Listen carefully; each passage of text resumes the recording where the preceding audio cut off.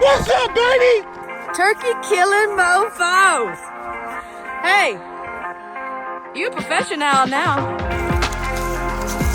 You got her? Heck yeah, man. That's awesome, dude. Hell yeah. Storytelling in regards to hunting and fishing has gone back hundreds of thousands of years. Yeah. Literally on the rock walls of our nation. Push it. Yes, sir. What you doing, Brandon? Go. By the way, your nipples are already wet. I just shot probably one of the most epic scenes, like, probably ever. These two monster bugs got after it, and it was so cool. That's about like what you want it to look like. Cover it. Oh, he's so handsome. That's a big deer, Megs. He's big. He's a big boy. That's talking whitetail. That's what I'm talking about, baby. Holy crap. Look at those hooks.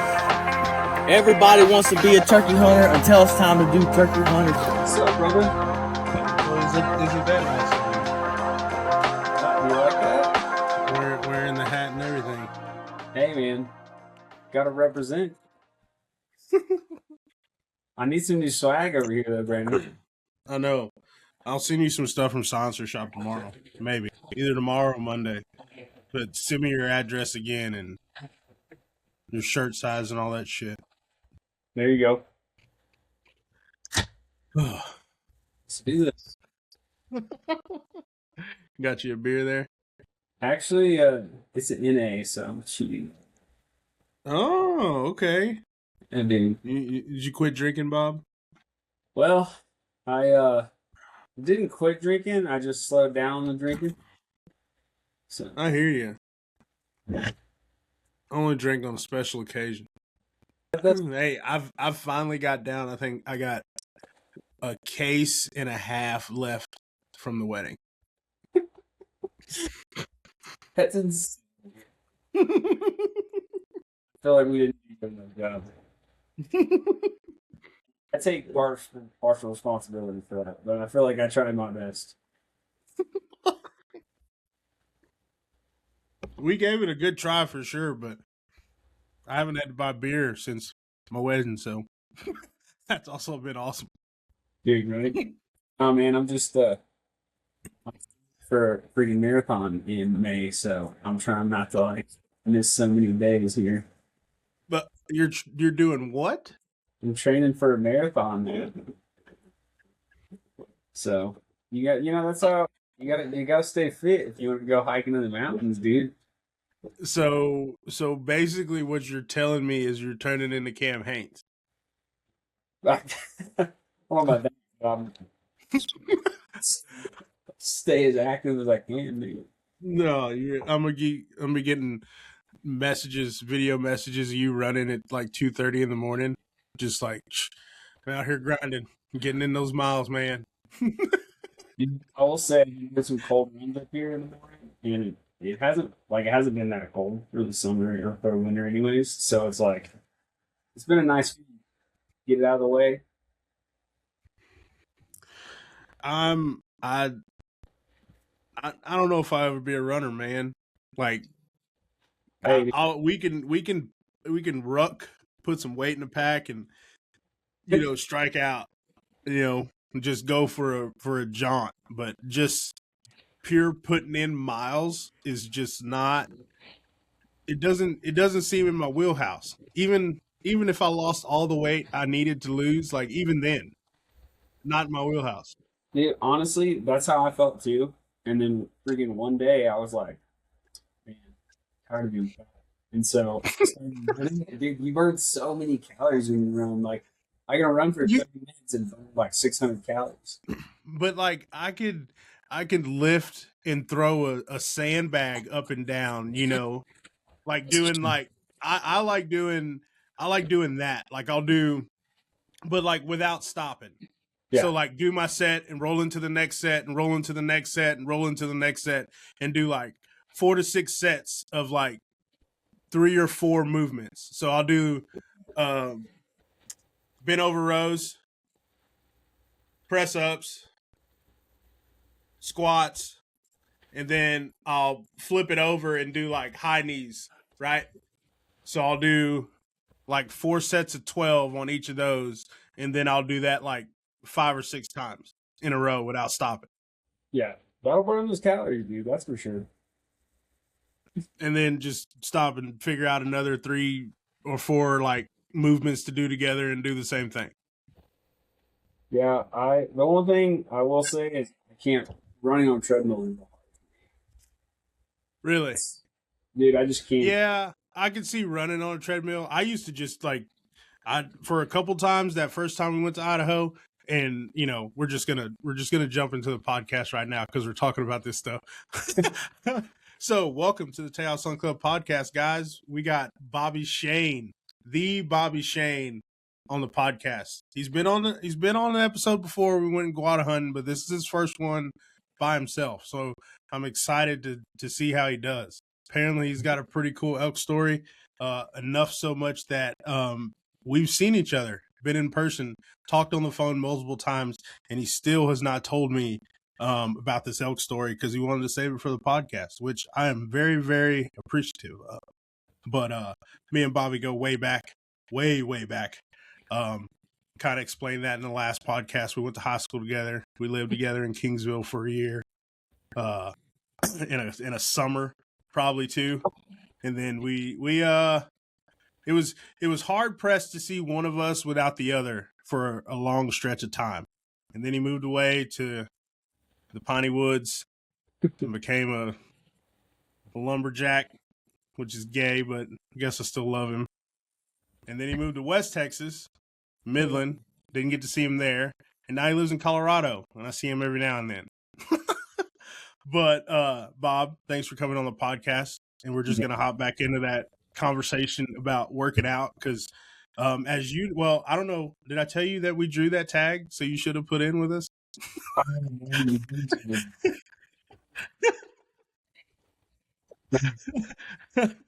So Jared and I and his buddy, his neighbor, we drew that rifle. We drew the rifle mule deer tag and we drew the archery elk tag too. But we turned I'm getting a lot of noise. Probably kids. Wait, say something. Yeah, there you go. But we drew both of those tags.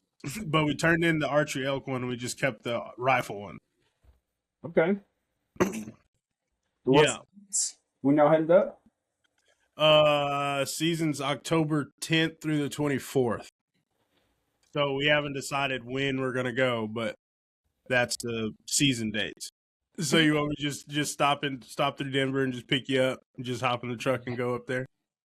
Let's go.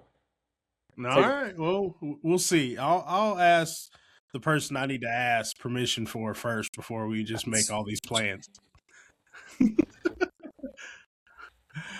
But we were talking about working out. You were telling me that you're going to be running a marathon in May, which, you know what? Like, kudos to you. Because there's a lot of, like I was saying, I don't ever see that in my wheelhouse. Working out's fine. We can lift weights. We can do, plyometrics, run around, pull tires. We can run sprints, but like just running miles, that it's not in my head.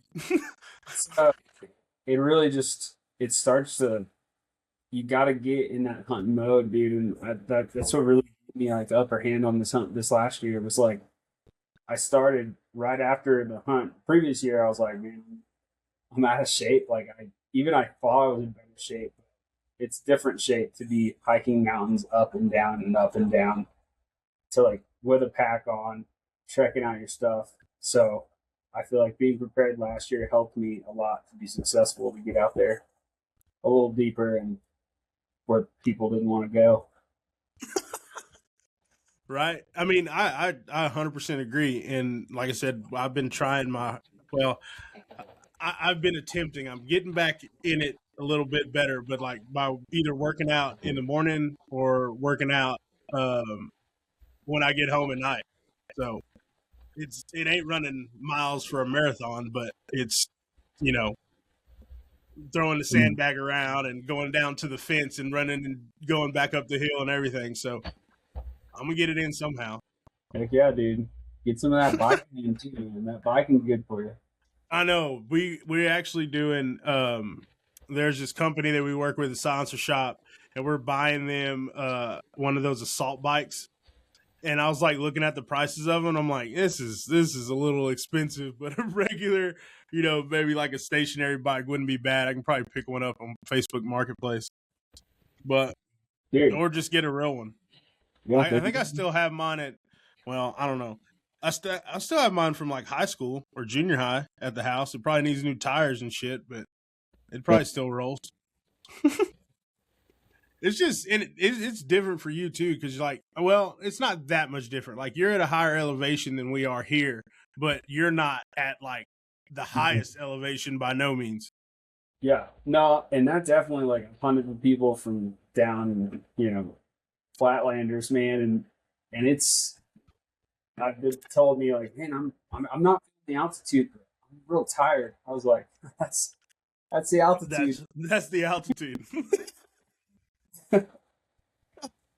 Yeah, So, it was different when we went to Idaho. Like, and I think the highest there was like 8,500 feet. But I mean, coming from sea level and even going to like 3,000 and 5,000, like that's a big change. oh, for sure, dude, for sure. So What's I wanted to ask you, because I don't think I've ever really asked you this question, but like when you figured out you were moving to Colorado, how much did like the opportunity to go do the stuff that you're doing like kind of weigh in that option? so it actually at the time it was really just for my career. That's, you know, I was just thinking, you know, okay, this is going to be best for my career, and it's worked out.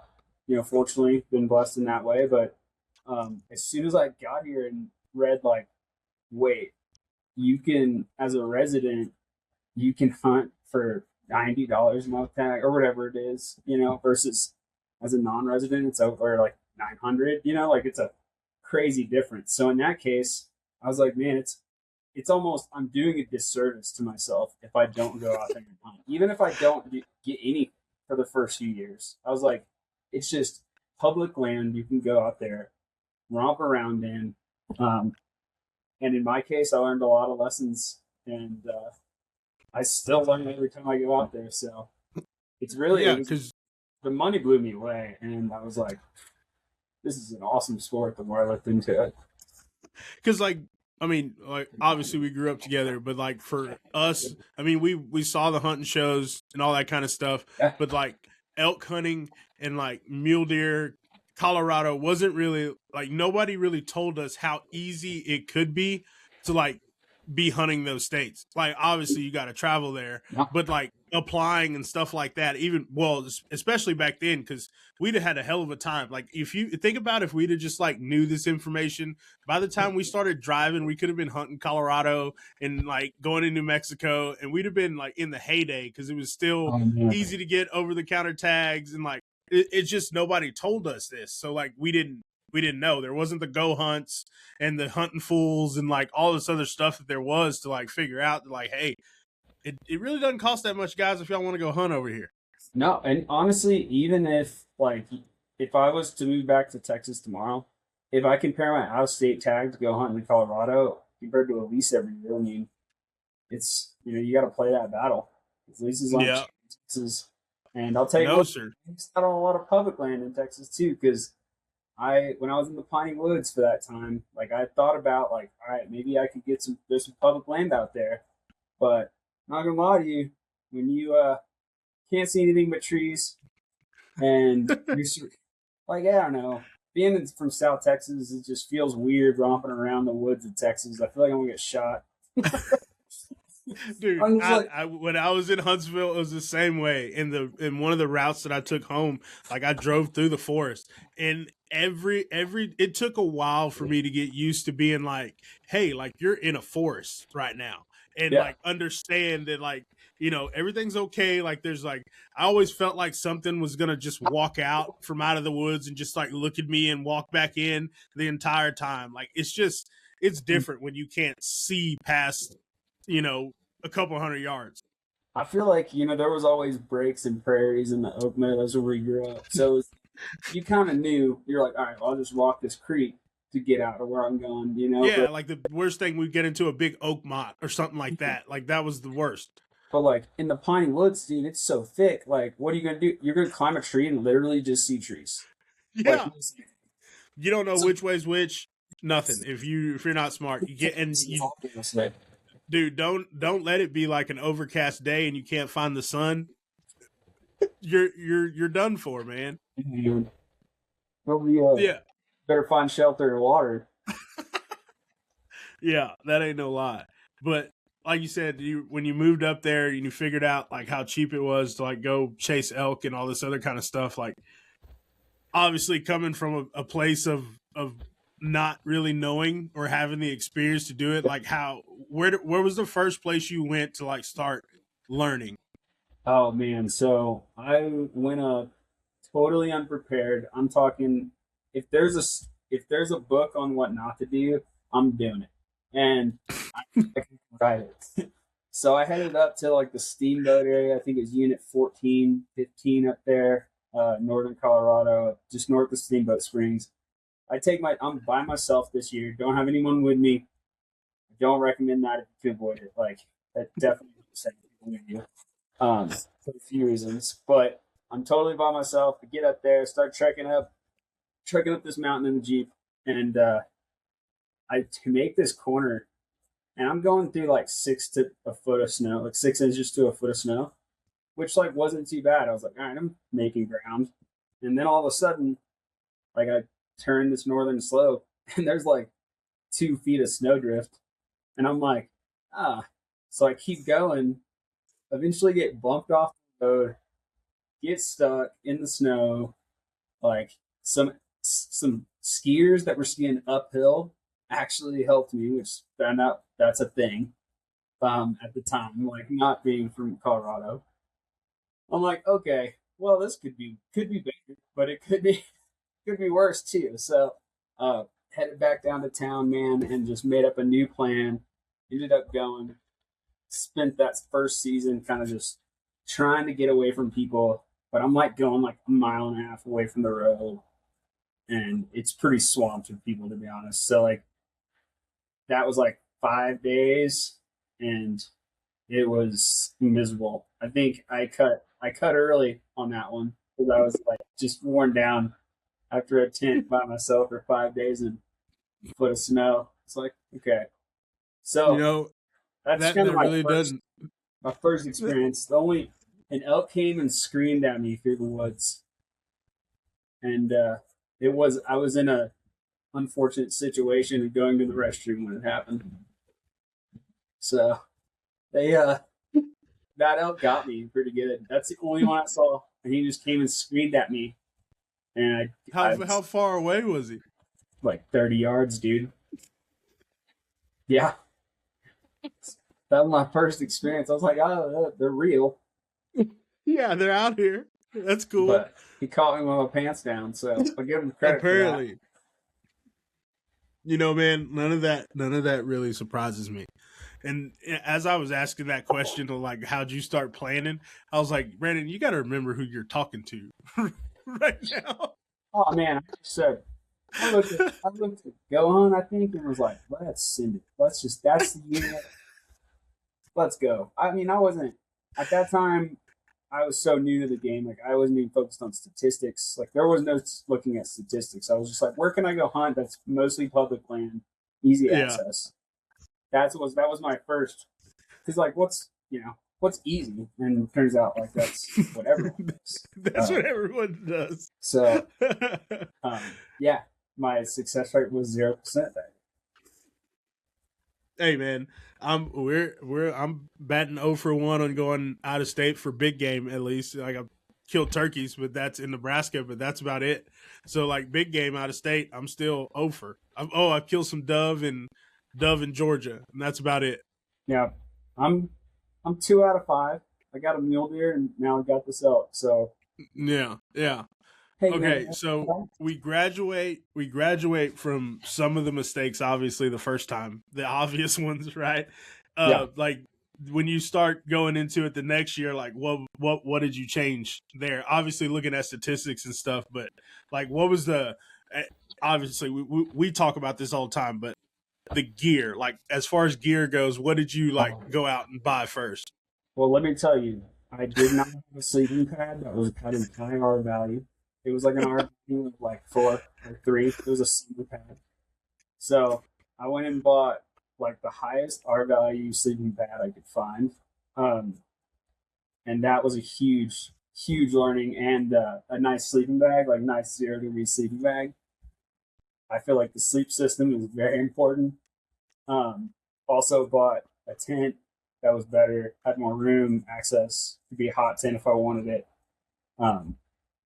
That was huge. And then the other thing was just like I spent money on the actual clothes, like have them be good warm clothes, but also not like my dad's Carhartt on the jet. Like they're just heavy. So lightweight, warm together, multiple layers, way better than what I did in the beginning. Oh yeah, because the cold is that's different, man. Like when you're hunting like Texas for the most part, where it's warm, or anywhere in the Southwest, but like once you get around snow and like real cold temperatures where it's not getting hot during the day, those clothes come in handy. Yeah. No, I mean I've slept out in the woods where if you put your hand out for 10 minutes, or like you won't feel it when you it's cold. Yeah, we cheated. Not cheated, but we got a hotel room at night that was nice and warm that we went back to, and we were able to go back and forth from where we were hunting at in Idaho, and that was nice because sweating all day and being cold, and then like you don't have anything warm to go to, that'll kill your vibe real quick. And I had a few months where I took a day off and went and got a hotel, and that is like you feel so recharged. If you spent 5 days out in the woods and go get a hotel for a night, dude, you're in it for at least another 3. Like, so oh yeah, you make right. it. So first year you go after the elk, it catches you with your pants down, screams at you in your face. The second year, you go for elk again, or you adding mule deer to it? So what'd you do that year? This is all kind of the point. My philosophy going into this was kind of like, all right, I'm going to save. I'm going to keep accumulating elk points, and while I'm doing that, I'm going to do over-the-counter hunts, or mule deer hunting, to kind of wait for me to get enough crude points to get a better hunt. Because I don't want to use my points not knowing how to do this at all. So that was kind of my thought. So the next year I took it off, ended up doing a mule deer hunt in 3rd season. It's probably coldest that I've ever been. So that was a learning experience, but we were out there for 5 days and ended up getting one off the mountain. I mean, we finally, like midway through, 4 days in, we were like, all right, let's go to town. Let's like get something warm to eat, regroup, come up with a better plan. Because the biggest thing that I learned through the years is like, you've got to e-scout, and you've got to have like, you think, oh, you have 3 plans. That's not good enough. You need like 8. And that's probably not good enough either. Like, you really need like, it's scenario driven plan based on every scenario. If it's snowing, if it's cold, if it's not cold, if it's hot, if it's low, it's high. So it's just that. But yeah, I ended up getting a mule deer the last day. We spotted him like about a mile away, and it was right before a winter storm was coming in the night before or the night after. So went into the stalk on him, and we came up across the ridge he was at, where we saw him. And he was a pretty good bull. He was a pretty good buck. He was 5x5, I'd say. Like, he was pretty good size. And we like snuck our heads over this ridge, and this doe just snorted in our face. Like she was like 20 yards away, and we could not see her. She blended in with the shade so bad, and so she she got us, and we thought, and my buddy was all upset. I said, hey man, let's just like keep going, keep pushing this ridge and see, because we saw where they went. So we kept pushing the ridge. And as we kind of popped our head out, there's this little fork-horned mule deer, man. And after 5 days of hunting, I don't care what you see out there, man. You're hungry, you're tired, you're cold, you're going to take it. And if you have my blood in your veins, you're going to take it. And so I looked at my buddy, he's from out of state. I said, do you want that deer? Because, like, we got to get something, man. We worked hard. And he's like, no, you take it. So I did. And he was probably 50 yards away from me at the time. And he turned around, kept walking out. And I was getting ready to, like, get a shot off. And so I'm, like, trying to find a tree to lean up against, sneak up there. And he looks at me, and I'm like, okay. So the pure mule deer stare down was just commencing. And then all of a sudden, he takes off, and I'm like, shit. So I dropped to a knee, and I'm just following him. Like, I had my scope all the way zoomed out, so I usually carry it like that. And I just held it, like, following him, running away. He probably ran 30 yards, 50 yards, and he just got broadside, stared at me, and I pulled the trigger and smack. Got him down, dude. After I pulled the trigger, I realized that he was with that big deer, and the big deer came right out. Came right out and stared at me and my friend. And I turned to him and said, shoot it. And he said, I left my gun at the tree. So when I say we've learned some lessons, that's one of them. Never leave your gun. I don't care what it is. I don't care if you walk 10 feet away. Take your gun with you. Because that 2 seconds that it takes to get it, they can be gone. Yep. Yeah. I could just imagine we've shot whitetails like that before, Yep. That's nothing to shoot. Like you hear about people, or some people get upset when, like you say, you take like running shots and things like that.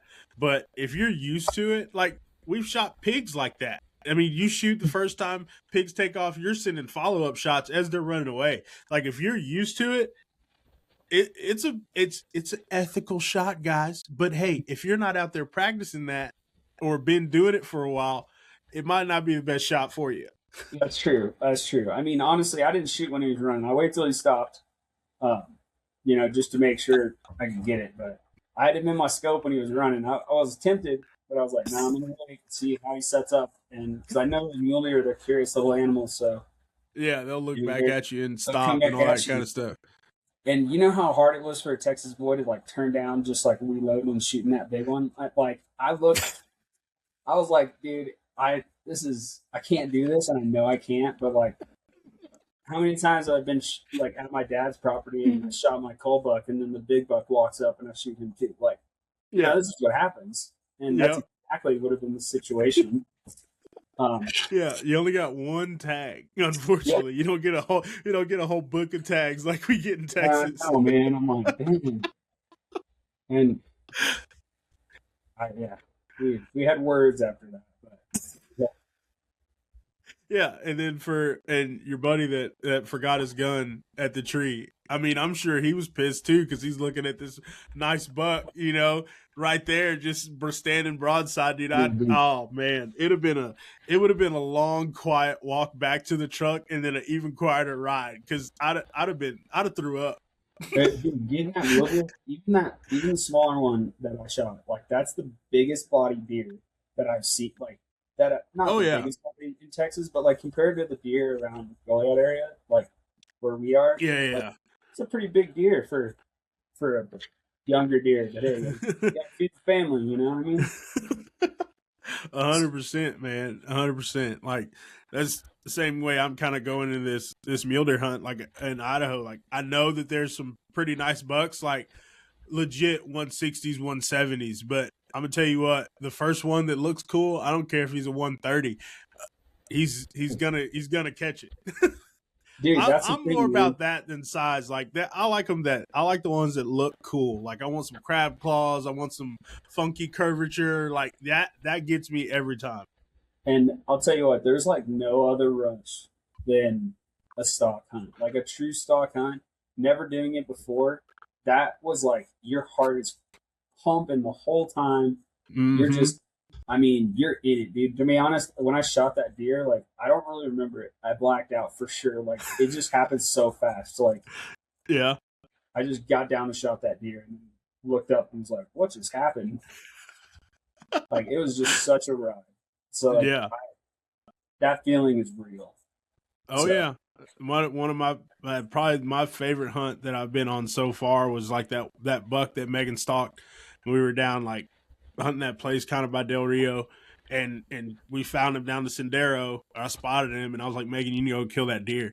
And she's like, well, I can't shoot it from here. I'm like, I know, but just sneak down the Sendero, just stay like 10 yards inside the brush and just make your way down there, and he'll be standing right there. And she walked on down there, got it all on film and everything. She walks down there, gets about like 80 yards, I think she said, and did boom and let him have it. And he fell right there. Like, coolest hunt. I didn't even pull the trigger, but it's like coolest hunt to watch.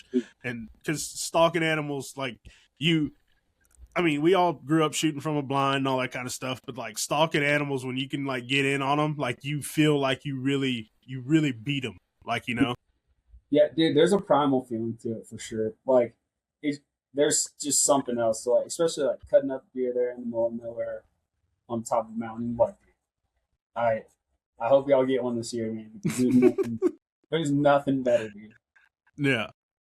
So I know you kept saying we like your buddy that you hunt with up there. How was that? Because a lot of people, like, you said he was from out of state, right? So he was like new to Colorado, but I imagine it's like kind of hard to find somebody to be like, hey man, do you hunt? Especially because, you know, you live closer to Denver, where, you know, where it is, where those people are. So it's probably not the biggest topic to just bring up at work, where you're meeting. Most people would be like, hey man, like, you want to go kill some stuff together?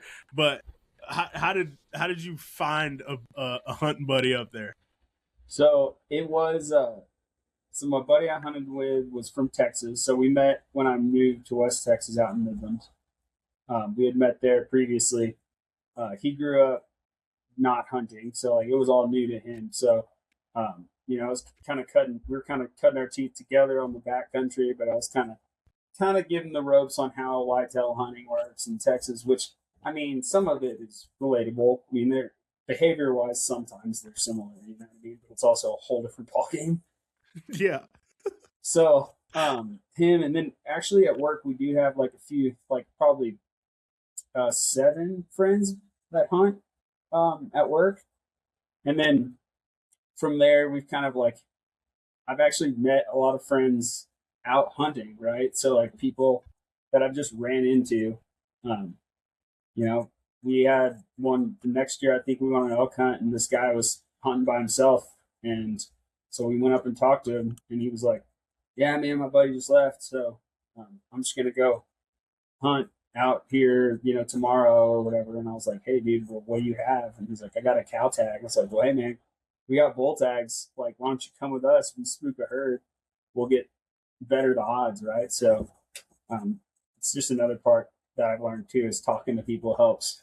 Knowing where they're hunting, like knowing locals tell you, like people tell you stuff, and maybe I put off a desperate vibe, but they're like, hey man, you should look at that. And I'm sure when they ask, like, so Bobby, where are you from? I'm sure you say Colorado, and not, oh yeah, I drove up here from Texas and I'm hunting.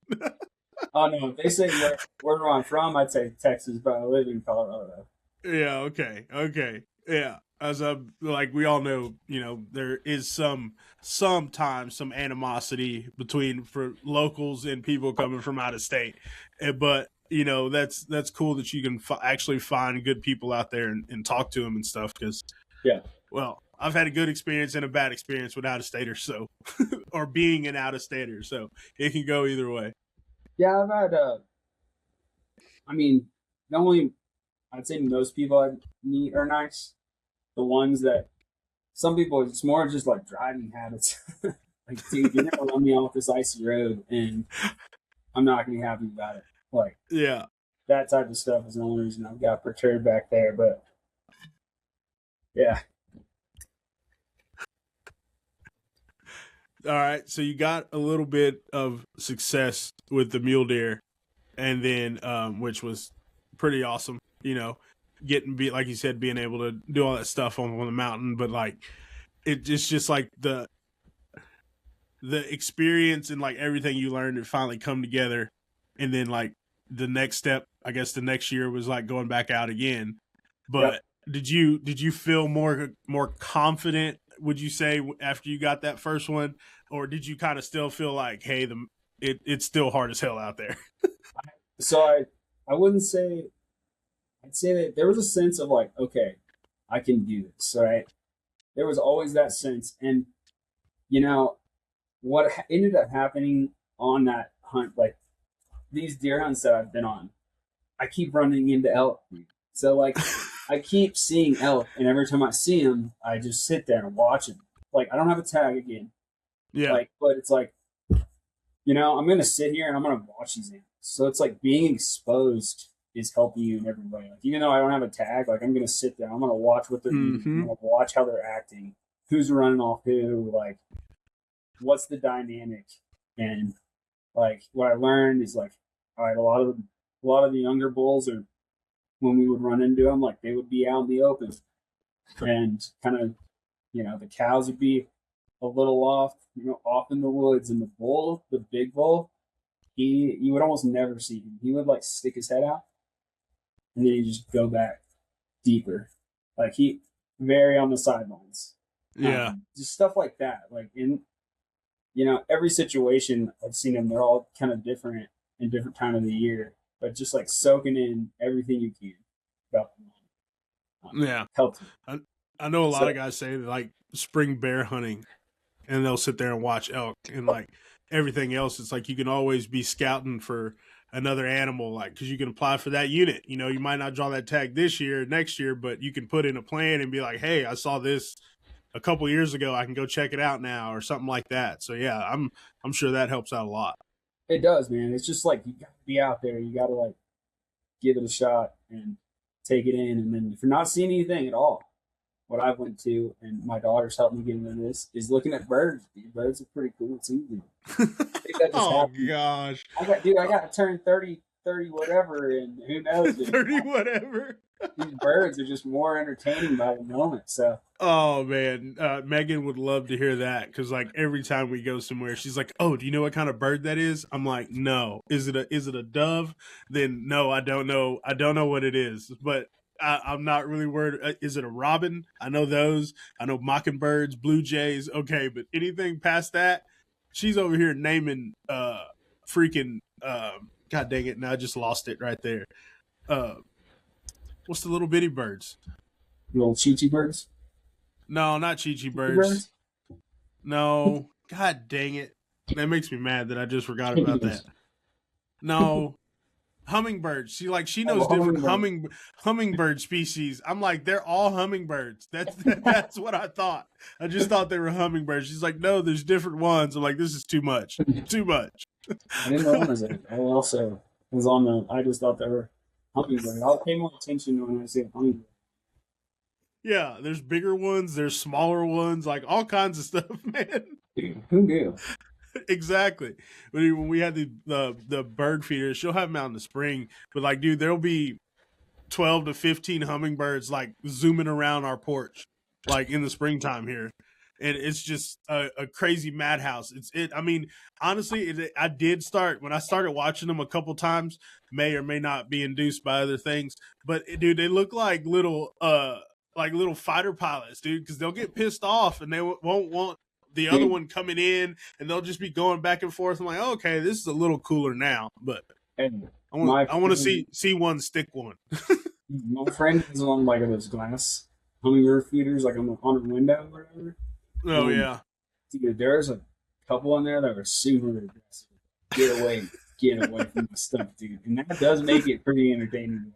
Yeah, I'll watch birds that way. The animals have to be fighting, going back and forth. But yeah, but back to your question. Sorry, we swerved. It's all right. That's what we do here. We ain't on no track. Yeah, it was like seeing elk in other seasons, leading up to elk season, right? And then every time I noticed every time I'd learn about the tracks. I mean, dude, I spent miles following elk tracks.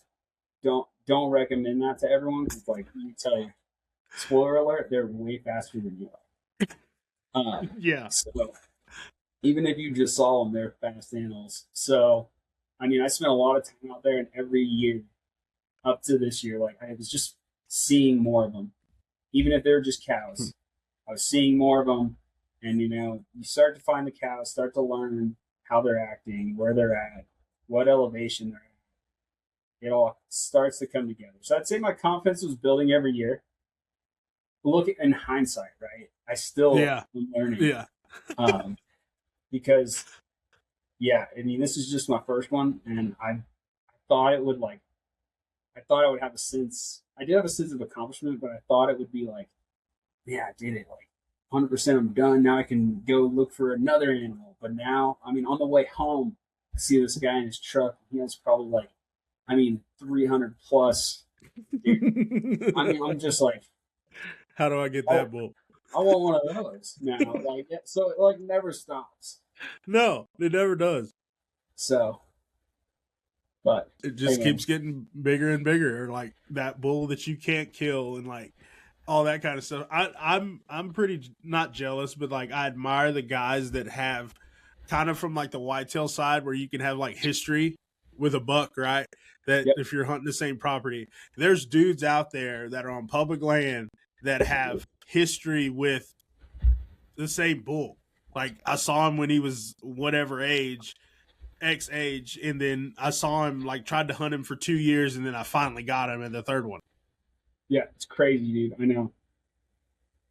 know. I've not reached that level yet. Yeah. We still got time, man. We still got time. Yeah, we still got time, man. I have noticed some game cameras out there. I know that's something I haven't really started getting into the game, is putting out some game cameras to help understand where they're at. Yeah, so, like on wallows and like stuff like that. Yep. So can y'all have does it have to be just like a trail camera, or can y'all have cell cams? It's a good question. I'll have to look up the laws on that one. Yeah. I was definitely. I'd imagine trail cam, but yeah, then you'll get addicted to just getting pictures all throughout the year. But yeah, because I know like some states they don't, and like some states you can only have trail cameras, and then like you can only have them up for like certain amount of time.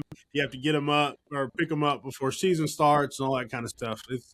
It's definitely different. You better chat GBT it and then verify, because chat GBT be lying sometimes. Yeah, that's super fair. Oh man! All right, so this hunt this year is kind of like all accumulated to this point. So did you burn any points for this hunt, or was this still just an over-a-counter one? I did. I burned three points this year. So my 3 years of elk hunting that I did over the counter, I was like, all right, 3 years. This is gonna pay off, hopefully. Yeah. To go, you know, because I really wanted. I've been hunting second season. I've been hunting third, and through some freaking cold, dude. There's some cold, heavy snow times in the last 4 years, you know. And then my 5th year, I was like, okay, I'm gonna spend the points, and you know, and do it. And I got a first season tag. So I was like, first season, I've heard good things. They're still calling, a little easier to locate versus like just kind of looking for bedding areas and tracks and overall movement. Like you can kind of track them or hear them, right? So like hearing them. Yeah. So like, well, like first season, what time is that? Like early October? So it was like October 2nd. Yeah, it's like that second week in October, pretty much. Gotcha. And I hunted it the previous year with my buddy, and the last day of the season, man, like we stumbled out like first probably 600 yards we walked, man. Stumbled out, just grabbed the gun, woke up a little late. Don't recommend that. And we grabbed the gun. No, this comes back to my lessons here. And so we walk 600 yards and we hear him. Oh, okay. So they're in the thickest of the thick, this valley that is just like, you're looking for little shooting ranges, kind of seeing in there. And man, we saw one at like 6x6, pretty big one too. And he was like 350 yards away, but we were on a hell of a slope. Couldn't really find a good rest and had like 10 seconds to make a shot and decided, like my buddy was like, I don't feel comfortable. And I was like, don't take it. I would much rather you not take it and let's just watch these elk than you like hurt something and we're tracking it for miles to get a follow up or worst case lose it on the last day of the season. Yeah. So that was like gave me a little more hope, right? So we're like, all right, we're like got a shot. We're hunting the areas that people don't want to go, and that's the correlation with elk is like, man, if you look at some area and like, I really don't want to walk there, that's where you need to go. Probably out there, man. And it's gonna take you. There's a reason you train all year for this, man. It's gonna take you that effort. So, oh yeah, you got to get to where the people aren't, because that's where the elk are, because they want to be away from people. Man, no, it's a novel idea, really. Yeah, like it makes total sense. So are you? And not by no means you ain't got to say the number of the unit or anything like that, but are you mostly hunting the same units, or are you kind of like trying different areas during like the whole time? So the whole time I'm kind of dabbering around, and that's really just through e-scouting and after looking at stats. Like I'm like, okay, this is where I hunted first. It was okay. Let's go try somewhere else. And so I think it was like it's kind of like I'm honing in on the areas that I like and that I can look at country now and be like, that looks okay. You know, that's what I didn't know before. Like you just have this intuition where it's like, that seems to have the habitat that elk would like, right? Yeah. And that usually is associated with, I mean, it could be the tiniest little piece of field in the middle of forest, and I'll be damned, there's probably elk there. And you might have to walk 3 miles to get there, but if it has a little field and water, they're fine, dude. They're just chilling. Huh. Well, that's interesting. Like I said, I've never hunted elk, but yeah, I mean, after seeing them, I'm like, dude, because what you see on satellite, right? The little fields look so small and little meadows. Then you go up there and you're like, damn, this is like whole 100 acres out here. You know? But in the grand scheme of Colorado, it's nothing, right? Yeah, so they're just hitting those fields, like eating the grass and stuff like that, and then going back in the timber when they want to go bed down and just hiding out there like that. Exactly. And like kind of how I always think about looking for spots to set up is like, all right, have a good spot where I can do 2 things. I can look around every mountain, every valley, a good vantage point, but at the same time have shooting lanes. So you're like, you're not totally out of it, like out of the hunt. Like if they happen to come through this creek, the creek to the right, creek to the left, in front of you in a meadow, you're ready for a shot, but at the same time you're glassing up in all the valleys, up in every niche and cranny, and like painful to see. Because if you're not looking at an elk ass, like you're gonna have to look a little harder than just quickly, go over it. Yeah. Not all, you know what I mean? Yeah, I've heard of guys like, well, looking for mule deer too, but like all you see is like a flick of an ear, and like that's what catches your eye, and you're like, oh, okay, that's where they are. I can see them now, but like they just blend in. Yeah, no, they blend in, dude, and they're so like pretty subtle movement creatures. Yeah, once you spook them, then they're fucking gone. That's me high enough. Yeah. But like up until that point, they're pretty casual. So I don't know. They don't really have much to worry about. All right, so getting into this hunt, Bob, did you did you have an idea of like I mean, obviously you're still looking for that one, but like, did you have an idea? Like, was this an area where they had like some pretty big bulls, or was it? What made you like say, besides like the habitat, obviously, but like, what made you say this is the area I'm gonna burn these points on? So, I mean, the first thing that caught my eye was the statistics of the unit. The unit looked really good. I mean, it said it had over 50% success rate in first season. And I was like, okay, let's look at that a little closer. That's almost hard to believe, right? Now, that the first question I asked after that is like, how much public land are we talking versus private, right? And it was like 85% ish private or public, and I was like, okay, that still seems really good. Looked at the unit, man, it is absolutely beautiful. I'll give you it's in the San Juans, so I'll cut you down to that.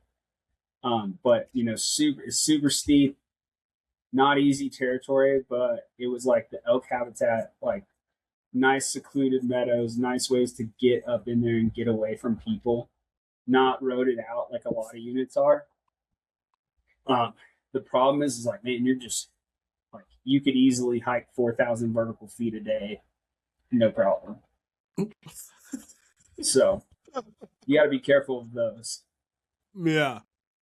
So it's like, oh, let's just hike that ridge and then get to that ridge and then get to that. Like yeah. Oh yeah. Yeah. You look from the bottom and you're like, hey, yeah, let's just go up there and we'll check it out. And then about a third of the way up, you're like, how far do we say we're gonna go up there? I mean, I can see pretty good from right here.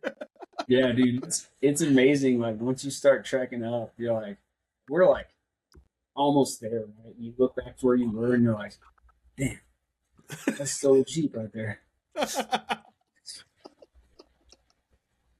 Oh yeah.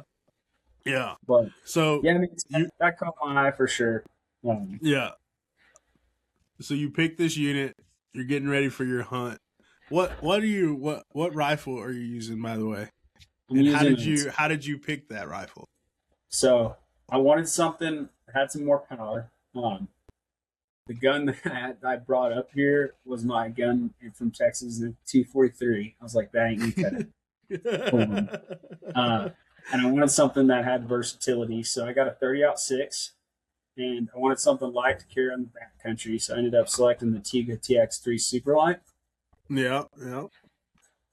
Love that gun. It's a great gun. After I put a limb saver on it, because not to be a wuss here, but that thing kicks like a freaking mule.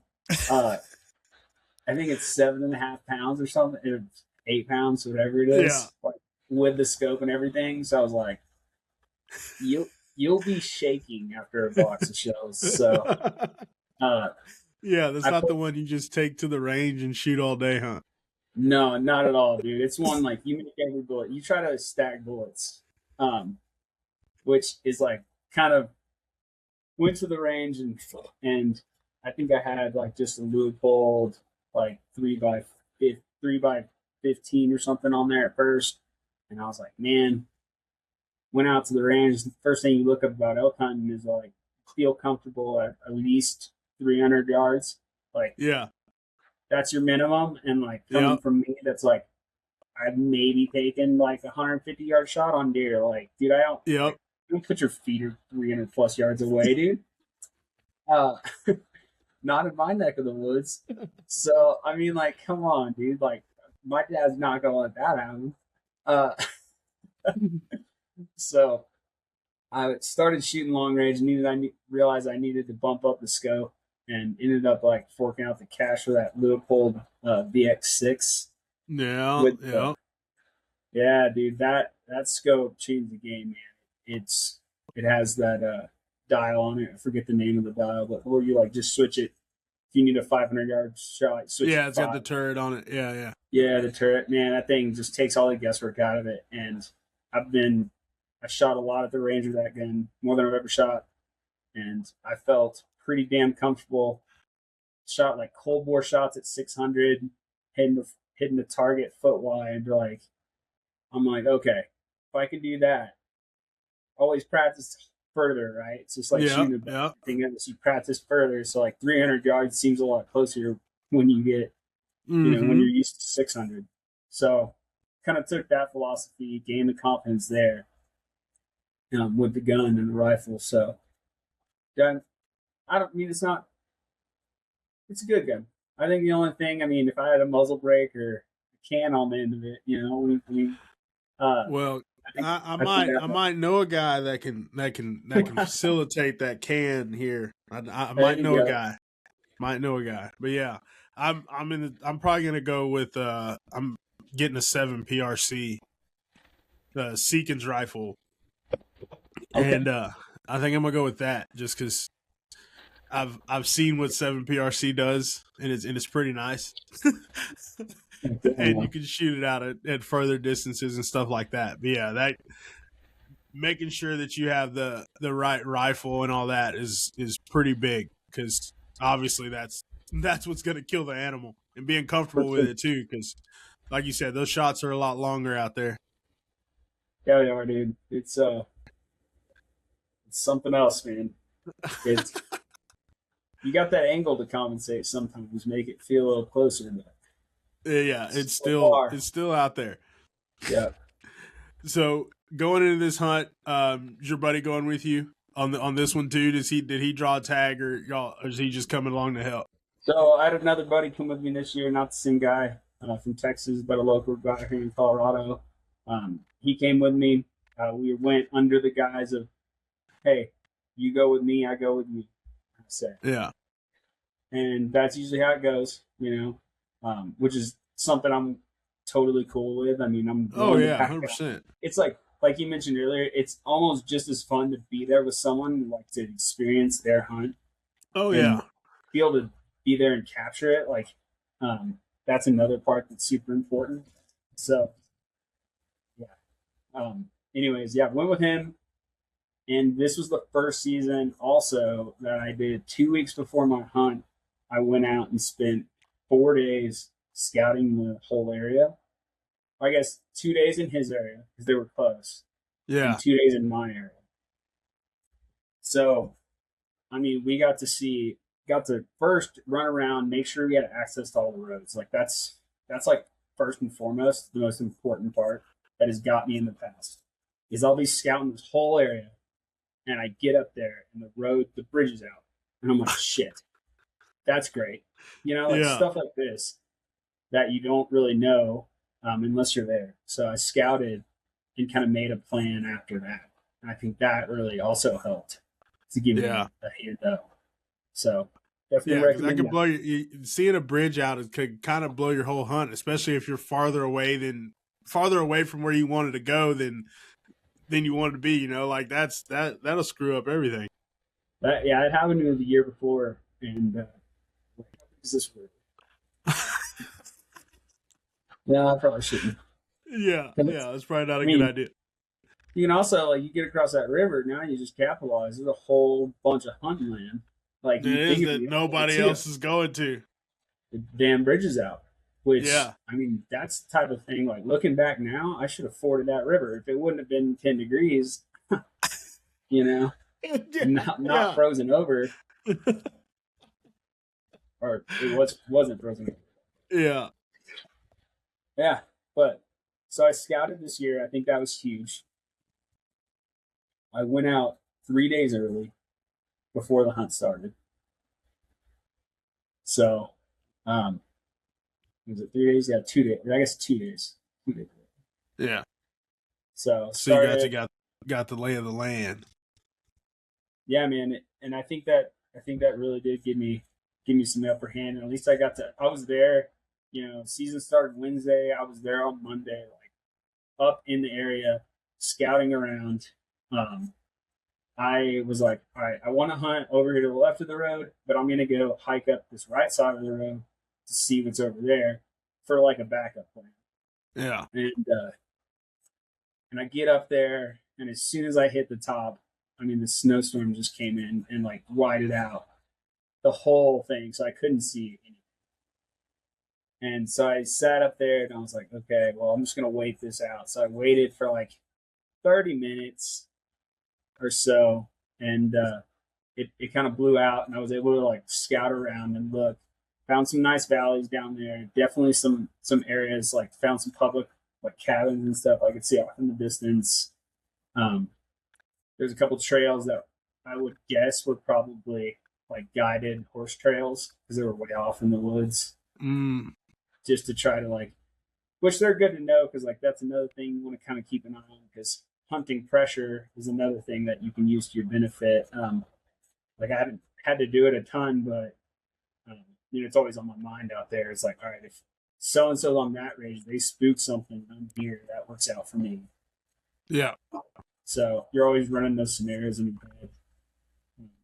So yeah, I got up there. The only part that was weird is I was looking for tracks up there in the woods at the top of this peak or top of this hill up here, and all I saw were dog tracks. And I was like, I don't know out here by myself yet of why there's all these dog tracks out here, but I would assume they're big coyotes, but they're not been big coyotes.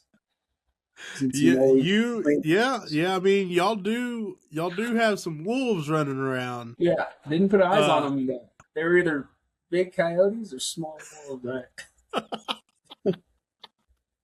Oh man, that's something different too. Like, do you know for sure like the areas you were hunting have wolves in them, or is that somewhere else in the state? I mean, honestly, I haven't looked at that. They've kind of like mapped their terrain. Yeah, the ones that are still alive. Yeah, I didn't think that I was in there. I really want to kind of go back and look because like you can track the ones you release, but babies they aren't born with collars. Yeah, no, they're not. And then neither are the ones that are coming over from Wyoming and Nevada and everywhere else too. I know, man. So it just gave me a weird feeling. So I said, all right, well, I'm going to move away from these woods. Went up on there's kind of a little bog up top of this hill. And so I went and looked around, hiked around the valleys, scouted, didn't see anything other than some really cool snow rainbows. And then, yeah, it's pretty dope. Yeah. Snow rainbows. Oh, so like the same, it's just the snow falling instead of rain. Well, it was just so snow where I was, but as it dropped into the valley, it would turn to rain, and then I got you. Cool. But yeah, so hiked back that day, went back to the truck, decided, okay, I can either stay at the truck tonight or I can go hike up, get a handle on my hunting area I was looking at, right? So I was like, I'm gonna go get ahead. Yeah. Monday evening, I'm gonna hike up there. So just hiked 1,500 feet up that ridge, hiked another 1,000 feet up this ridge, and I get up to the top, and man, I was head down tired at this point, like, and I hear a bugle, and it's just like yelling at me, and I pick my head up, and probably like 600 yards away from me is a big bull with two other spikes. Like out, like not near him, but like associated with him. Yeah. He's over there screaming at them, like, and they didn't see me because I had wind in my face. So I kind of like lay back, right, and kind of tucked behind this ridge and found a spot to camp kind of down away from them. Away from the wind direction from them, so like around this other ridge and down a little bit, or I guess around this other ridge. And so I set up camp. At this point, I'm above tree line. So I set up camp, and this storm comes in, and I'm like, okay, cool. Like I've been in the mountains with storms, no big deal. What I haven't seen is lightning, and I mean, I had set up my tent. I had got my sleeping bag, got my sleeping pad out, heated up my meal for the night. And as soon as I laid back in my sleeping bag, a lightning strike just smashes the ridge next to me, probably like half a mile away. And I see it through the tent. And I'm like, damn it. Like, and I was like, okay, it's just one. Like we're cool, right?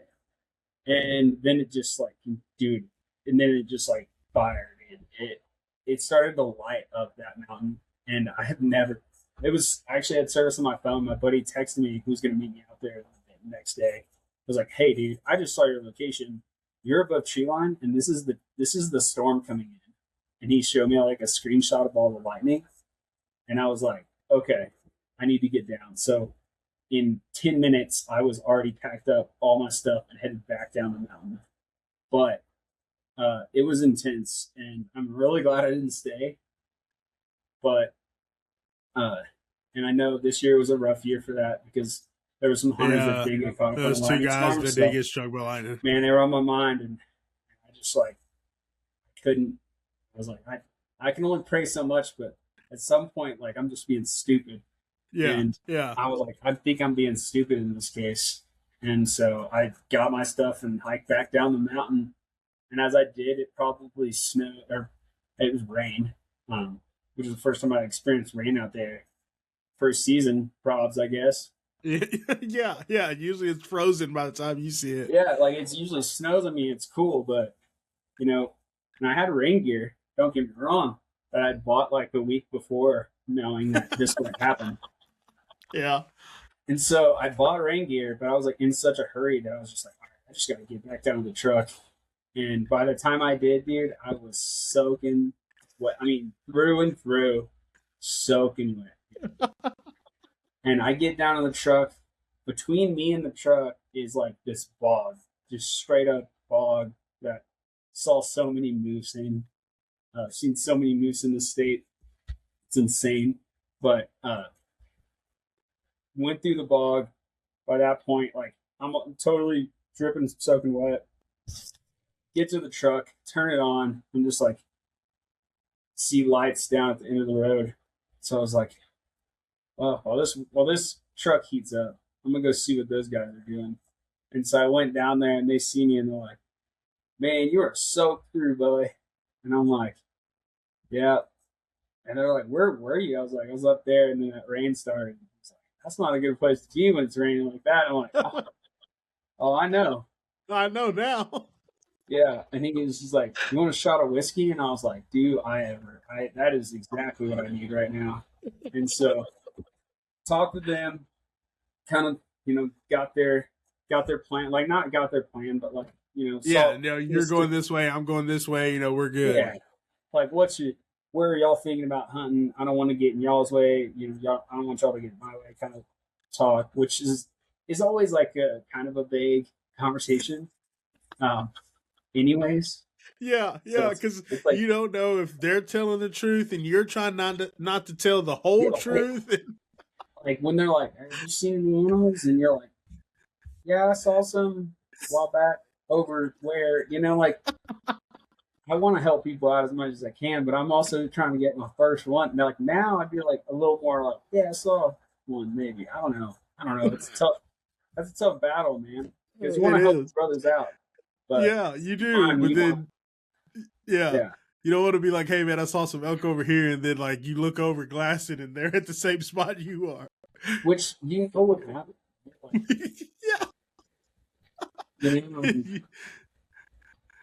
it would happen. So, we had our conversation. And then the next day, which I planned as another scouting day, and I had a whole nother plan to scout, but I'm back in my truck with wet clothes. So I spent like that night trying. My heater in the Jeep runs hot. Okay, this thing runs like the Jeep already runs hot in general, and so the heater runs absurd, even hotter. So, So I mean, I dried out my pants, dried out my shirt, gloves, all that. Like, had that going. It took me like till 10 the next day to like wake up and actually get going because I was a little sluggish. But yeah, man. And then that kind of set off like, okay, let's not do that again. However, it was like, because my buddy met up with me Tuesday, right? And season starts Wednesday. He's like, dude, really, if we get up on a mountain, we'd be in a better spot. And I'm like, yeah, but what does the weather say? It says chance of lightning. I'm not doing it. Like, I'm not going up there, setting up all my stuff to just come back down here. Yeah, they come back down again. I said, this is what we're going to do. We're going to wake up at 3. We're going to be the first ones on that mountain. But I'm not sleeping up there to come back down. Yeah. You know? So that's what we did. We went up there and we woke up at 3 o'clock, had a quick breakfast, slammed some coffee at the truck, and then we hiked up there.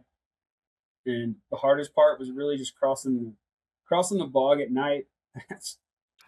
Dude, it's never easy. I mean, it's like, it's just a swamp. So it's like you try to find the high ground and get through, and then you're like, oh no, I got to either like jump this river or whatever to try to get over it. So made it through that at night, worked out. We hiked back up the 1,000 or so feet, and we get to the top of the ridge. It is like we're taking it real slow on the way up there. And this is why it's good to really have someone with you, especially like when you're by yourself. It's easy to blaze through, just like blaze through to get your hunt spot. Yeah, yeah. You know, my buddy was really cognizant of like, hey man, slow down. Like as soon as we can start to see light, like when you get binocular light, start slowing down. And we started to slow down in the trees, working up to the big meadow we're looking for. And we're taking it slow, don't see anything. And then we're coming back up, get to the meadow where we want to be, nothing. Where I saw those out previously, like the 2 days before, nothing there, dude. I take that back. There was one, as we're walking up there, we spooked, or not spooked, they weren't spooked because they didn't get spooked, and we moved 2 moose that walked probably within like 30 yards of us. Didn't even know her. Like wind was in our favor, just like moseying, just like doing moose things. Like, heck. And I don't mess with those moose because they're mean, dude. Yeah. Oh yeah. I've seen the videos. I just happened to like, hey, we were on the top of this ridge and they were right there, you know? Yeah. Right. Well, let's just let them pass and go on about themselves. Yeah. And we get up to the top peak, and dude, as soon as we peak the ridge, I see a cow up there in the meadow, and I'm like, okay, like we're in it, right? And so we're watching her. She's kind of just moseying around eating, and we're looking for any satellite bulls, any herd. Like we had saw a herd up there when we were scouting in a similar area, so we knew like, all right, this is country. This is where they're at. We got to take it slow. Do what we do, and so we just saw her though, man, and we have a tag. So we're like, all right, let's keep trekking. So get up to the meadow, set up on kind of the northern side of it, and we had pretty much north wind at this point. And so, I guess no, we had pretty much a south wind because we were on the north side, and the wind was blowing from the south. Yeah. And man, it was like right. It started to hail, and I was like, "This is always fun, you know." It's not like big hail, but it's like BB size hail, like just enough annoying to really, size hail. Yeah, you know. And there was like you're covered in your face, but like still, even like when you pull your binoculars away, your eyes are getting hit with it. Like so, after about 2.5 hours of being up there, like, what are we doing? We were like, hey, what about over there? And there was like this, we were about 3 miles in, and there was another meadow down this avalanche chute, like a mile. And so we're like, gets us away from the wind, a little secluded. We're down there. We could like hunt that little meadow, and then we could look up because above you was like this big valley. It was like a confluence of all the valleys coming down and the creeks and stuff like that. And it was really just a bowl. And so we could look up into that bowl where we're hunting that valley. Yeah. And so we're like, okay, for the sake of just sanity, like I'm not gonna stare into the wind with hail pelting me like the whole time. Like you could go on one side of the ridge and you're getting pelted with hail. And where my buddy was sitting, I went back there and he was like laid up. And I was like, what are you doing? And he's like, man, it's nice over here. Like it's the sun popped out. He was like sunbathing, like just glassing, like just maybe like glassing stuff. And just like kind of enjoy the sun. Cause you gotta spend some time enjoying yourself out there. But I'm like, dude, I'll tell you what. There is nothing better than a mountain nap. Hey, dude, the mountain naps are something. Dude, there's nothing better than just like looking for an animal and like you just like doze off for a second, you wake back up and you like see where you're at and you're like, oh, dude, that was the best little cat nap I've ever had in my life. Dude, and I'm still baffled. Like it'll be like 30 degrees sometimes, and I'm like sitting in the sun, right, in Colorado, and it's so hot. Yeah. Wake up all warm. But yeah, dude, he's out there just enjoying himself. And I told him, I said, how about we switch a little bit? And so he came back after like 30 minutes and was like, I don't know how you made it so long over there. Like, it sucks over there. I was like, yeah, it does. So we make our way, man, down this valley. And we're just like, as we're going down, like every step, I'm like, man, this is some steep shit. Like, we're going down an avalanche chute. Like, there's a reason it's an avalanche chute. Yeah. You know what I mean? And even the sides of it, like even the other sides that weren't on the avalanche chute, were still steep. It was just, you know, they had all the trees in the thicket, and we're just trying to at least take advantage of the clearing. So we work our way down there, man, and we get to the bottom that evening and set up, and we're just sitting there. Okay, let's go. Let's sit up on this ridge, and we'll glass here for a little bit. And then we're sitting there, and we just hear like something's just splashing in the water, right? So we were like, okay, that's weird.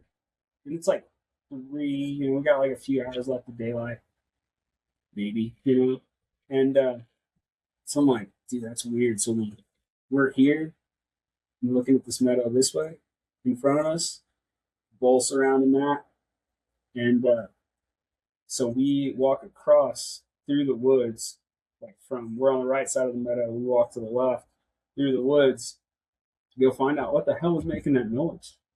And because it was loud, dude. It was like people doing cannonballs in a pool. Seriously. Yeah. And so something was like, we had never heard it before. Like, I have my gun ready just in case something walks out. But then it continued to go on.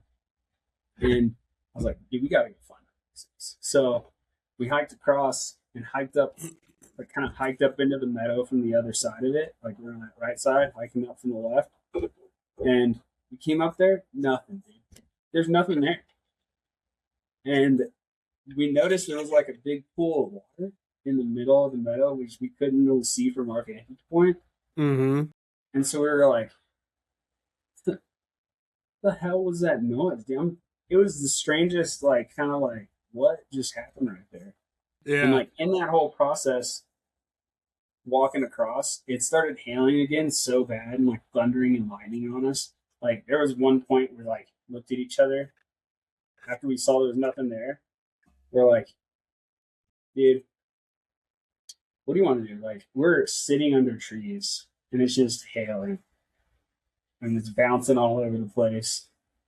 And I'm just like, this is some hunt, huh? Like, we're in it, dude. We like went like midday. It was hailing on us so bad. We went back to the tent and that we had set up prior. And we're like, dude, let's just like, might as well just stay in here, stay dry for a little bit. And this is kind of before that noise, but regardless, we're coming back. But we'd set up, and then all of a sudden, like, it's hailing and raining, and we're sitting in the tent, and it's just still hailing and raining. And I'm like, okay, dude, like, it's supposed to be my season, you know? And all of a sudden, the lights, like, the sun just hits the side of the tent. And I'm like, what's going on? I peeked my head out, dude, blue sky. I was like, Nate, you gotta go check this out. Like, it's blue sky out there. He's like, what? I'm like, how long have we been asleep? Like, this is like Twilight Zone shit we're talking here. Like, it was just hailing and raining, and I peeked my head out, and there's not a cloud in the sky.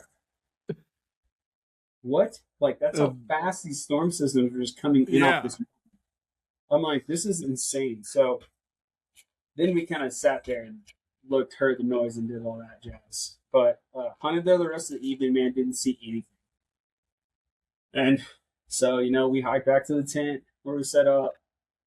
Okay, we're going to give this. You're like, at that point, you're on your phone, you're looking at your downloaded maps, like, okay, what's our next move? You're always planning what's the next move. And we're sitting there talking about our next moves. This doesn't work. What our plan is for tomorrow. You're trying to avoid moving big spots during prime hunting hours. So, like, you either want to, set up. Our philosophy was like, you get to a spot, you hunt that in the morning, then you pack up, move midday, be on the lookout. Just set up for the evening, yeah. If we absolutely have to, like, pack up at night, but we haven't had to do that yet. But, like, that's not out of the cards. So we're making the plan. And then in the morning, we wake up. It's like 5 o'clock. We had some time. We wake up a little later today because we were already in the spot, right? So we get our stuff ready, start walking up there. And first place, you could kind of peek over the meadow and kind of look into it. Nothing, man. We don't see anything. And we are about to walk. We were about to walk out in the middle of this meadow. And I grabbed him and I was like, hey, man, like, instead of going out in the middle to look to see around, because we could only see one side of it. We didn't see the whole thing. So I was like, instead of going up and around, like, over where we're exposed, like, let's cut through the forest and go over this hill. And he's like, okay. So we like work up the hill. We come on the other side of this hill, dude, and we take 5 steps, and we both look to the right, and there's a freaking bull standing right there. He is 100 yards away, and wind is like cross to us, like coming, like, not directly in our face, but like it's coming cross, like, right across our body. So he can't smell us, man. And so I drop down, dude, and I'm like, put my bag, like, grab my bag, set my gun down on the bag. Or first, here's what I did. I'll tell you the full story. I put on my bipod, and I just had like a metal Caldway or whatever. Caldwell. Yeah. Bipod. Well, it had been raining, and it froze overnight. So guess what happened to my bipod? It froze, dude. It fucking froze. So I have a 100-yard shot. In front of me is one pine tree like this, like 10 yards in front of me is a pine tree. He's on this side of it, walking this way. And so I'm trying to catch him before he gets to that pine. And on the back side of the pine is a dead tree like this. So he walks, he's about to get to that pine. So I like throw out my bipod. It doesn't work. So then I have to tell him, Nate, grab my bag. So I set my bag down like just an arm's reach away, right out of my reach. So he like kicked it over to me. I grabbed my bag, put the gun on it, set up. I have this guy in my sights, dude. Pull the trigger. I fucking forget to put it off safety, dude. You can't make this stuff up. I'm like, do I just not want to do this? Like, what is wrong with me? Like, but there's so much going on in your mind at that moment. And so I'm like, and he goes behind the pine tree, and the whole time I'm just like, please just be on the other side, right? So I set up, take it off safety. And this guy just slowly just saunters, just right behind the pine tree, stops there, eats a little bit, eats.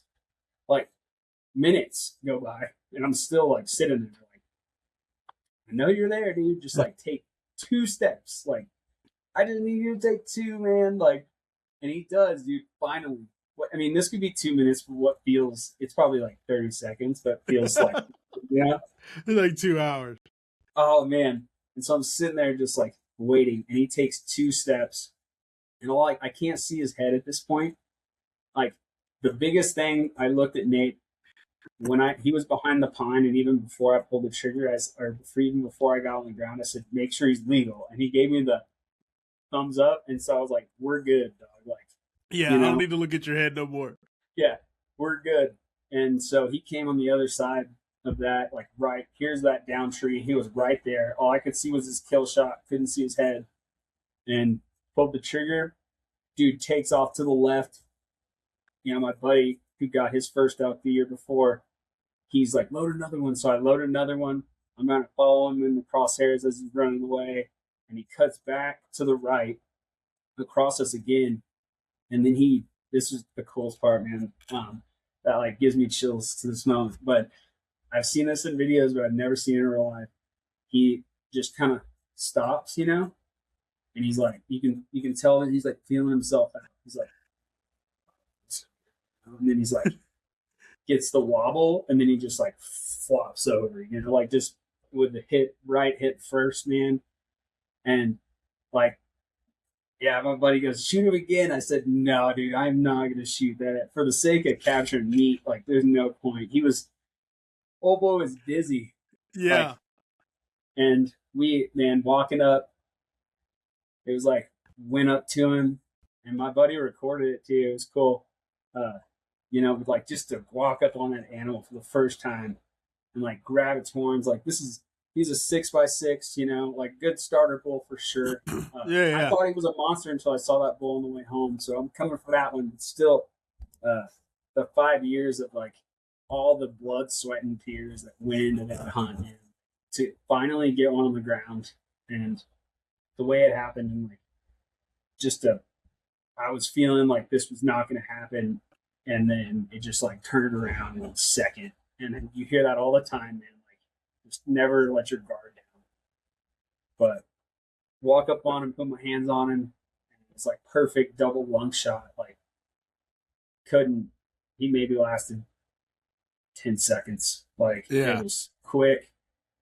And that's when, dude, all the stuff I'd never done before happened. So I was like, now what? Like, I mean, I've been watching a lot of YouTube videos on gutless method and like everything, right? And I'm like, shit. I mean, to pull the backstrap out of this bad boy, I'm like, what? This thing diving around, dude. Like, yeah, they always say like elk hunting, like, yeah, the shot's awesome and everything, and you kill him, and then it's like, of course, all they say is now the real work begins, you know, because you got to pack that some bitch out, dude. And me and my buddy, I look at him and he's like, dude, because it was 7 o'clock at that point, and in the morning, so we're like, 7:30, whatever it was, and he's like, dude, if we like hurry, we hurry, we can have this out in one day. And it's like, dude, I'm gonna like, don't tell the wives we're coming home. We're gonna be home on Saturday or Friday. You know, like, they're gonna be so proud. And so I'm like, dude, it took us like 4 hours. When we did it, we did the gutless method. So, you know, worked through it all. We did, we deboned the front shoulders, kept the quarters, the hind quarters in, bone in. I probably would not do that in the future. I'd probably bone out the hind quarters. That was a learning. But we got out on the first trek. We got out all the quarters. So every quarter, we each had a front and a hind quarter. And I'll tell you, dude, I thought that I had done hard things before, but realizing that you're like, remember that like 45-degree avalanche chute we hiked down into? We're about to have to go up that. Yeah. With, 100 plus pounds and my gun, and the tent and all the stuff. So like we went, got the tent. We had the tent. We had the 2 hindquarters. I had my gun. Like, dude, we were loaded down. And my buddy was in front of me, and if he wouldn't have been I don't know what I would have done because the only mental capacity I had was like, I'll just step in his footprints. So like for seriously like a mile and 800 feet plus up was just like me matching his foot for foot, just step, because that's all I could process. It was just I was too tired. It was like so hard. So we got back to the truck that day. After like we started to cramp up a little bit, so we weren't drinking enough water, and it's some work.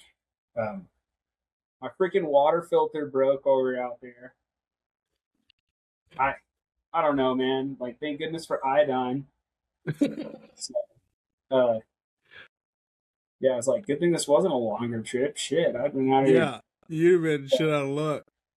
There's always something, man. Gear is important. Water filters absolutely not. Yes, sir. So we make it back to the truck, dude, and I'm like, I don't think like it's like 2. It's about 2:30. I'm like, dude, I don't think we can like go out there and get another load today.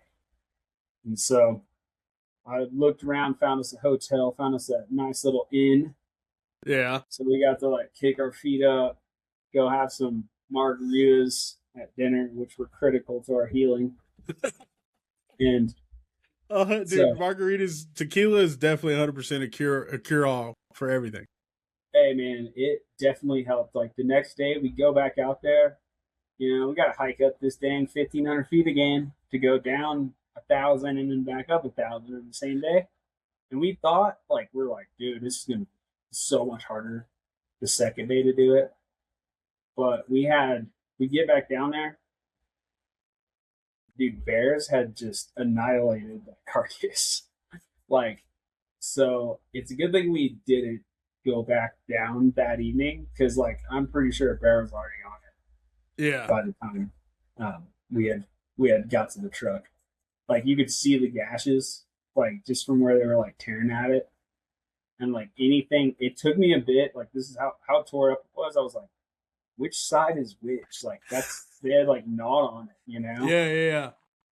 And you could only tell by the esophagus that was hanging down, like that which side was which, dude. It was crazy. But dude, them bears are quick, man. They are quick, dude. And it looked like one, but I mean, I tried to like see the circumference, like just be like, all right, there's a carcass, like this is the circumference of where all the matted grass was, and he had to be pretty big, dude. Like, pretty big black bear. Yeah. So yeah, we loaded up our stuff, man, and we got the horns, my miscellaneous meat bag, which is like flank, like whatever I can scavenge off that. I don't like leaving stuff behind, man. Yeah. Worked hard on that. I'm not gonna let it go to waste. That ain't a lie. So, but yeah, I think then we packed it out, and dude, that pack out was so much easier. So, and we probably had 70 pounds on our back. So, honestly, going back, I'm like, shit. I think it might have been easier to do another trip with less weight than like one heavy one. Yeah. With, you know, just because we felt perfectly fine after. Like that extra 40 pounds makes a difference. Definitely. So. Yeah. 40 pounds makes a hell of a difference, man. Like I remember when you texted me that photo of that elk, dude, and I was like, dude, this dude finally got him one. He finally did it. Dude. Because, I mean, you know, everybody always out-of-staters in Texas and, like, y'all can't come up here and do it. And I'm like, my boy Bob went up there and did it. Hey, after I fit the stat, dude. I'm a 5-year. It took me 5 years. I fit the stat. And it takes you that just to learn, man. Like, people that get it out in one go, that's great, man. I'm happy for you, but I'm also jealous and hate you. But no, it was cool, man. What really made it special was, like, I had service out there. Like, I wasn't on my phone at all. Like, I don't try to ignore my phone, but in that moment, I was able to FaceTime my kids and, like, my wife and just, like, show them. And they were so, like, hearing them, like, so excited for me. Like, Peyton's like, you got one. I'm so excited. Like, they're just so happy for me. And then Peyton's like, she's like, how big is it? And I show her, and she's like, I'm going to shoot a bigger one. And I'm like, let's go. Like, you know, just like, let's get them started, right? Like, it was cool to like share that with the family. Oh, dude, 100%. So, One of the coolest videos I've ever seen, and I always bring them up, Copeland Creative. I went to a class with them, like filming turkey hunts, and they filmed from Lee Lukowski, a lot of big names in the outdoor industry, and they did this film, and it's called First Call. okay. And it is one of the only hunting videos that I've ever seen tell a good story, and it doesn't have a kill shot in it. It's 100% about this guy that, his first call after you kill something, kill a deer, kill a turkey, whatever, his first call was always his dad. Well, then in the story that they tell, his dad passes away, but he still has his number saved in his phone, so he like calls and like leaves a voicemail on his dad's phone, like, hey, I killed him, or like that. So it was like the first call, which is always a cool thing, because I mean, it's who you call like after you kill something. Like that's probably the most important person in your life, because that's who you want to call right then and tell them, hey, I got one, and all that kind of stuff. And it's like, dude, that's real cool that you got to have service and be able to do that with them, because it's one thing to be like show up in the driveway and like here it is, but to be like on the mountain and shit and to be able to show them, like, it makes it even better. Oh yeah, dude. And they were in Texas, so like they were gone. Like I went hunting, and Julie's like, all right, me and the kids, we're gonna go in Texas, go see family. So I would have went home. I went home to an empty house. I was like, sheesh, man.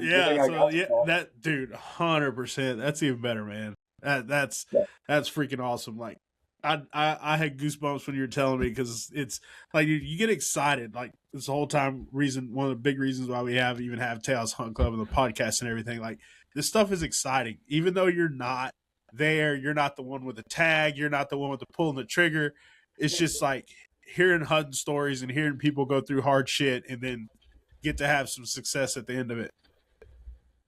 It was, man, that was like really, it was just like, it was everything I wanted. It happened.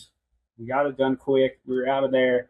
I did go home and process my like accessory / miscellaneous meat on my own, which was like 30 pounds of elk meat. And then I cut off like all the fatty, like sinew stuff like off of it. That had a little of meat left, but not that I would eat. Yeah. Round that up for the dog. So I've been feeding the dog some hunter's dog every now and again. Yeah. Give her a little treat. And then got like a processor here in town. Guy gave me like another 70 pounds of ground. And then I got jerky and sausage. The works, man. Dude, So, hell yeah. Still eating on it, man. No, yeah, you're gonna be eating on it for a while, I'm sure, dude. Elk is gonna last you a while. Yeah. So, but it was, dude, how it started was like, it started in the rough. Like the mental toughness is key, dude. You just have to like keep thriving, keep pushing through. Good vibes only on the mountain, dude. And I think having someone just talk you up too, and just be like, all right, we can do this. Like having a positive person out there, man. Like I'm trying to stay positive, trying to see the best in everything. But dude, I try. Sometimes it gets, you have to rely on each other, man. Oh, dude, tell me about it. It might not be on the mountain, but chasing turkeys will definitely make you rethink your priorities. Am I really supposed to be out here doing this? Why is this bird with the brain the size of a pea kicking my ass like this? Like it's all the same thing. Heck yeah, man! It's a great hunt. Now you didn't come hunt with me, Brandon. I know, I do. I need to start putting in for Colorado, and we need to put in for other stuff too in other states. I got points in Wyoming. I'm just gonna keep stacking, and then hopefully we'll put in for a good tag up there. I got elk points, I got mule deer points, and I got antelope points. Oh, dude, I did forget to tell you one part of the story. This actually starts off in the beginning. Of course it does. So before all that, right?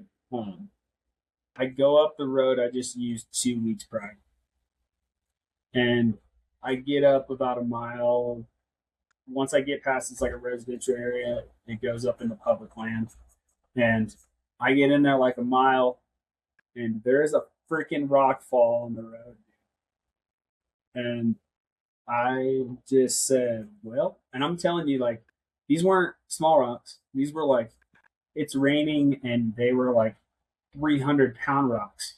Yeah. So I did whatever I could do, and I cleared a spot big enough for the Jeep, only the Jeep, to pass through. Because it was just like, dude, I had to get out and just like, it was muddy. So I'd back down, and it was so muddy that I was able to like slide the rocks off into the creek next to the road. But the creek was like down 100 feet or so. So like I got to just tumble these big ass rocks off the side of the creek. Like it was amazing. Like, dude, you don't get to roll rocks like that. Like, Yeah, dude, you don't get to do that very often. Like it was so much work. Like it was like prying myself, like using my feet. Like I could just. It took me like an hour and a half even to do that. Like this is before it all started. I'm not letting this shit stop. Like. And the picture doesn't do it justice because, like, the picture of the rocks, like they're like 1.5 feet high, which I'm like, could the Jeep make it over there? Oh, do I want to do that? Not really. Yeah. Not on an exposed surface, you know. Like I'm gonna clear this road, and so yeah, that was before I even got going, dude. Had to clear a rock fall, and it had wind advisories, and this isn't all that like flooding in Buena Vista was happening or whatever. Yeah. Like. The monsoon that was hitting us or whatever. Dude, so the weather in Colorado is freaking wild, just by itself. Like just the way the mountains interact with all the systems and the wind and everything. Like it's just, it's freaking wild. Yeah, man. I'm still like, you know, I'm still really trying to understand the wind in the mountains. I think that's like. Because the wind is so key hunting for elk up here is like you gotta stay in the right place. But the biggest thing up here is you gotta like understand the thermals, right? So like where's the sun hitting? Where's that wind gonna blow? Once it starts like warming up, you know, understanding all that thermal wind is crazy. Because like sometimes the thermals can be stronger than the prevailing wind. So you're like, okay, I'm just ride this thermal, you know? Yeah, you're looking at your app and it's telling you one thing, and then like you're there and you're like, this wind is not doing that. You're like, oh no, this wind is like, if you're at the top of a ridge and you're looking, it's coming right from the bottom of that deal. It's a thermal, baby. Yeah, and you're in a good spot at that particular moment. But as soon as that thermal switches and that air starts to get cold, guess where that wind's going? Back down. Right back down. Yeah. There's tons of stuff into it, man. But like I said, I'm glad you got your elk. I'm also glad you got to come on the podcast and tell the story. It was well worth the wait, dude. And we're definitely gonna do some hunting here pretty soon. I'm gonna try my best to give a shout to Tim and see if you can come down to Lubbock with us to go shoot some dove this year. And then Jared, I'm gonna try and get Jared to come out there too. So as long as we got room, I'm sure Tim won't mind. But that'll be a pretty cool trip. But we're gonna have to get on some big game here pretty soon. So there you go, brother. And also trying to put together a pheasant hunt here. I'd like to shoot some pheasants. That's on my list. Heck yeah, so, we can do that too. Either in eastern Colorado or Kansas. I went to scout public land out in eastern Colorado for dove. It was late, everything was zeroed, but I saw pheasant everywhere. I was like, I don't know if you can even hunt this year. I have to look up those rules. Yeah, I got the Hunter Rainwater. This dude, I had him on the podcast a couple weeks ago. He's been hunting Kansas for whitetail, but he's been hunting waterfowl and stuff over there too. And then he had texted me a picture that they shot some pheasant when they were up there as well. I'm down. It looks fun. Yeah, Kansas is on the list. I'm gonna start putting in for that as well for whitetails. Heck yeah, man. Well, I'm glad. Thanks for having me, dude. I appreciate it. This was an awesome time. It's always fun talking to you, especially about hunting, dude. Hell yeah, dude! You're always welcome on the podcast for whatever, because you're the Tejas Hunt Club Colorado liaison, man. You gotta learn all that stuff so you can tell us so we can come up there. That's right, man. Well, I'm debating. I'm kind of tentative on what I want to do this year. I know second season over the counter is kind of what I'm leaning for elk, but man, I got all these pronghorn points just burning a hole in my pocket, and my old lady let me get the elk mounted and put it on the wall, which will come in about 8 months. Yeah. It'll come in, and that's the first thing going up, and then next to it, like, there has to be something. I told her, I was like, it's still out for one thing. I need things. Yeah. A nice big old pronghorn to look good next to it. Yeah, well, dude, nice big old pronghorn, and then, like, man, a good old mule deer. Nice mule deer next to it. Shoot. You rolling in high cotton. So, man. All right, man. Well, I ain't going to hold you up all night. Thanks, everybody. Thanks again to Bob for coming on the podcast, man. I really enjoyed it. And then thanks, everybody, for listening this week. And hope you enjoyed it. We'll catch you next week. Peace. Thanks, man. Love you, man.